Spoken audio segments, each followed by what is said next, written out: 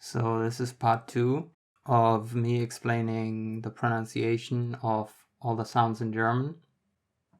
Now we have the R, or as we call it in German, R. Example words for this letter are Rose, which means rose, and Rund, which means round.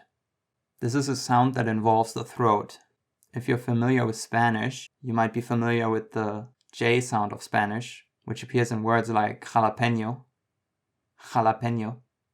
and the German R is sort of like that sound, the but just a little bit further to the front.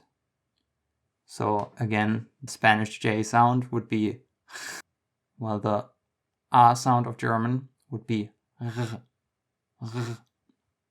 Rose, Rose, groß, groß, frei, frei.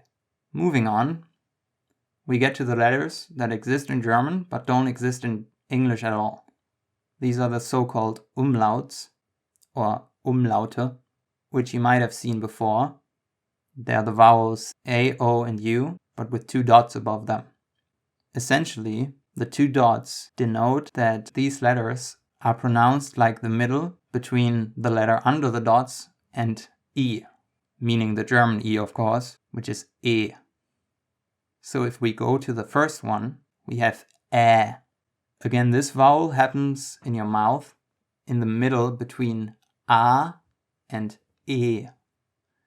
So if you try to notice what your mouth is doing when you're doing an A sound and when you're doing the E sound, and you try to go right in the middle of that position, you will get to the Ä,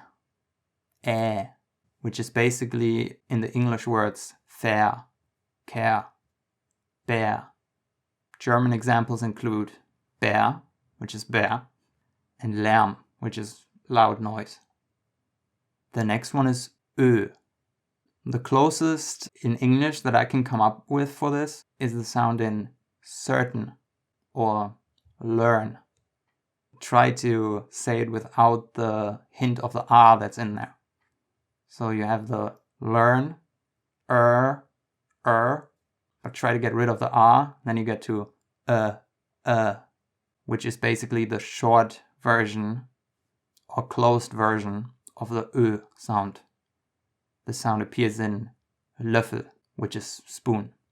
The open version appears, for example, in Öl, which is oil.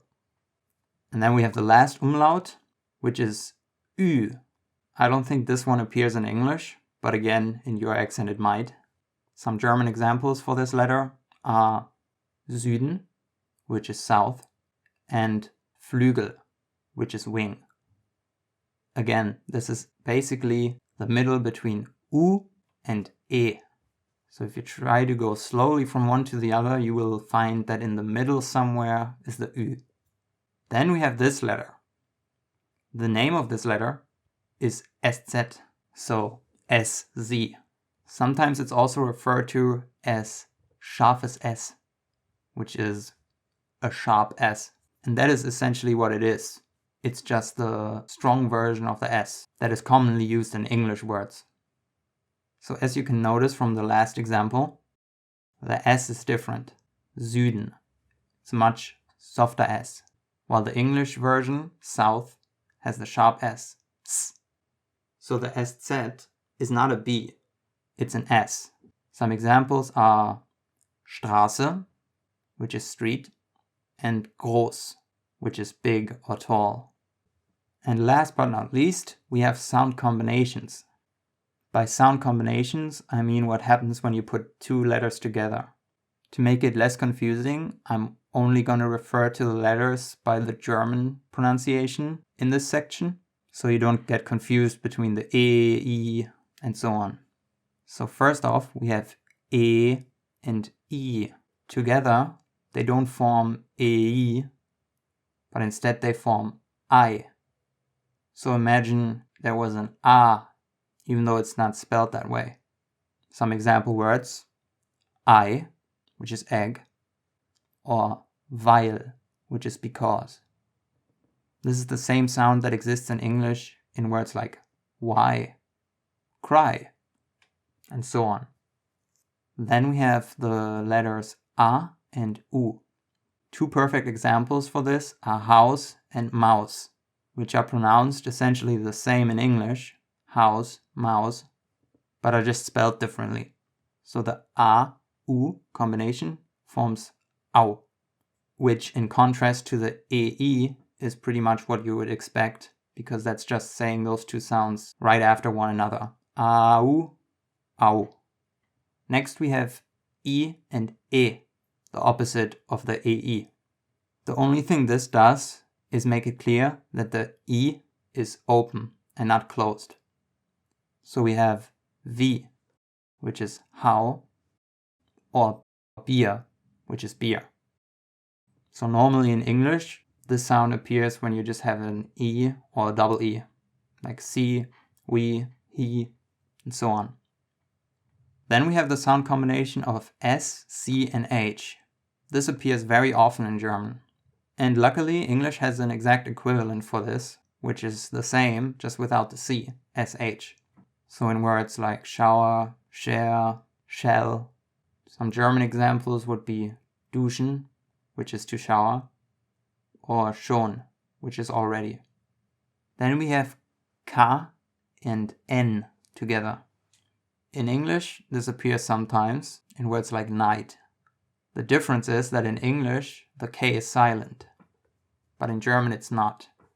You can see this in words like Knoten, which is knot, and Knie, which is knee.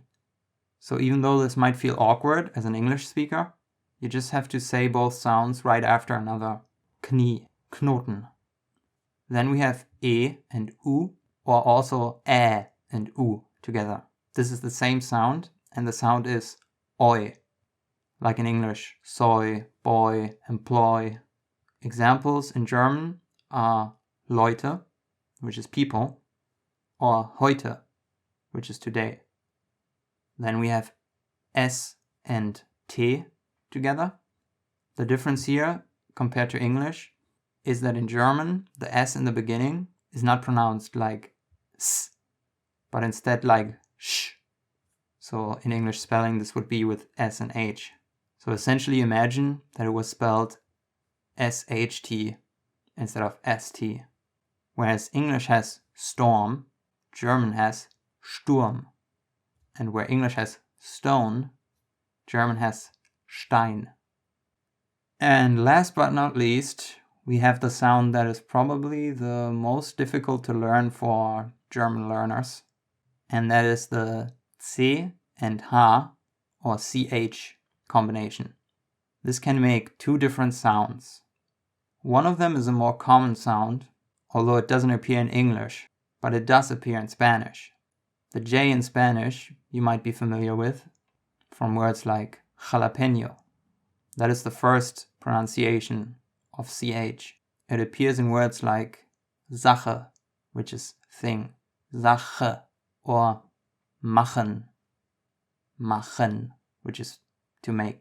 And then the second version is a bit more difficult.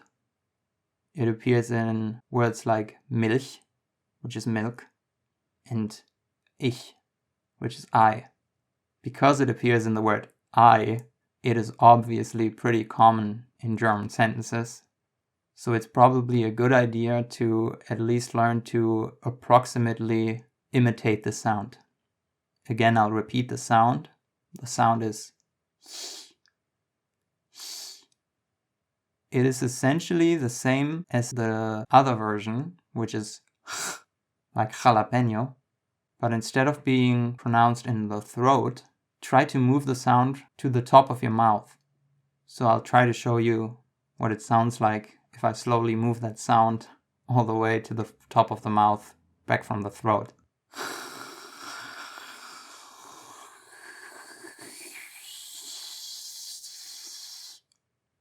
That probably sounded pretty ridiculous, but that is essentially what you have to do. I hope that this was helpful to you, and if you have any questions about learning German, feel free to leave it in the comments and I'll make another video about that topic. So thanks for watching and subscribe if you want to learn German.